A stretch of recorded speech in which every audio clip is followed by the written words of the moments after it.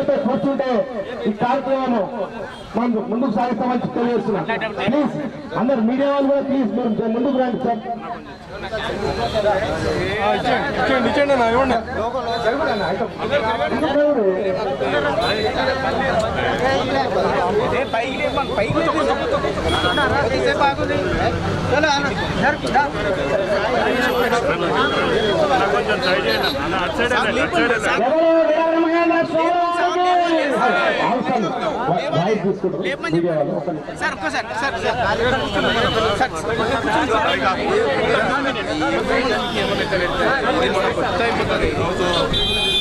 చెప్పా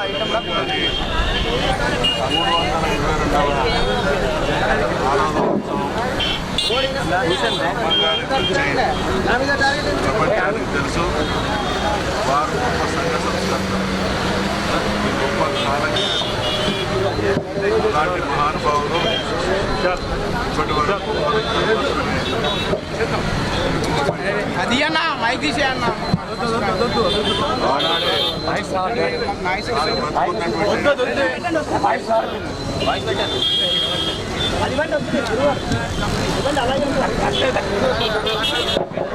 హలో, బ్రహ్మం గారి 322వ ఆరాధనోత్సవం ఈరోజు.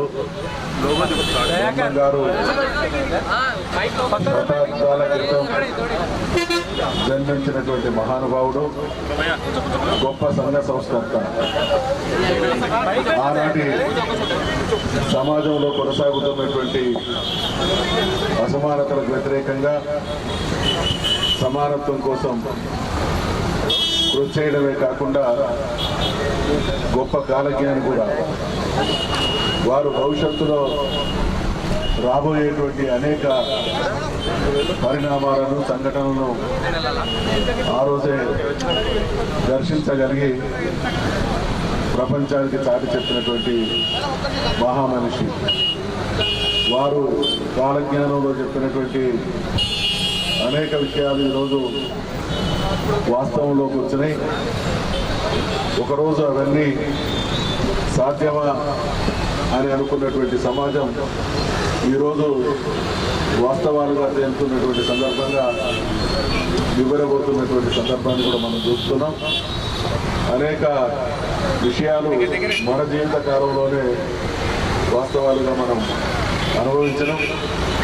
వారు వారి కాలజ్ఞానంలో అమరావతి పట్టణం గురించి కూడా పేర్కొన్నట్టు తెలుస్తూ ఉన్నది.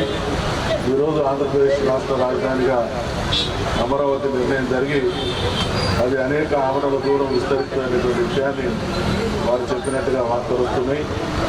అంటే బ్రహ్మం గారు కాలజ్ఞానిగా చెప్పినటువంటి ఒక్కొక్క విషయం వాస్తవ రూపం సాధిస్తూ ఉన్నది.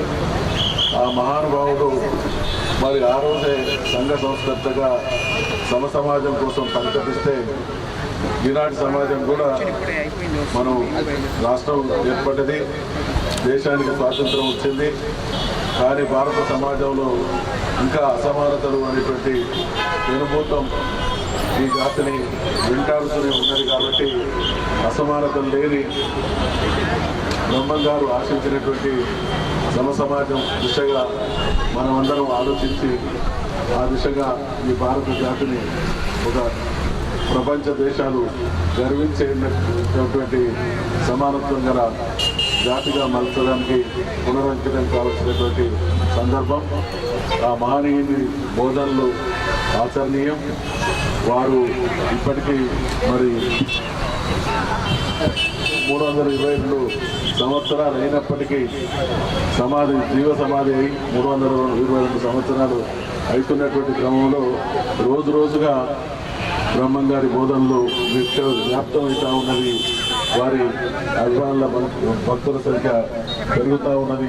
ఇది శుభసూచనని మనవి చేసుకుంటూ జయ తెలంగాణ.